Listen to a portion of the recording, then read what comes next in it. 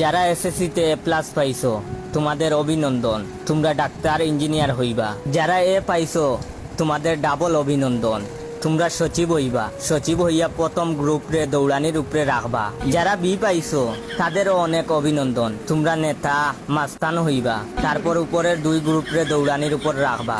যারা টাইনা টুইনা পাস তোমাদের ট্রিপল অভিনন্দন, তোমরা প্রথমে ব্যবসায়ী হইবা, এরপর এমপি মন্ত্রী হইবা। এমপি মন্ত্রী হইয়া উপরের তিন গ্রুপ রে দৌড়ানির উপরে রাখবা। শুদ্ধভাবে বাপের নাম আর মার নাম লিখতে পারলেই এসএসসি পাস। এই অবস্থায় যারা পাস করতে পারো নাই তোমাদেরও অভিনন্দন, তোমরা সাংবাদিক হইবা। সাংবাদিক হইয়া 18 কোটি মানুষরে দৌড়ের উপরে রাখবা। এত সুযোগ সুবিধার পরেও যারা পরীক্ষা দেয় নাই তাদেরকেও আগাম অভিনন্দন জানাচ্ছি। তারা পীর ফকির বাবা হইব। বাবা হইলে উপরের সব গ্রুপই তোমাদের পায়ের উপর লুটিয়ে পড়বে। তো এখন কমেন্ট করো তুমি কোন গ্রুপের সদস্য।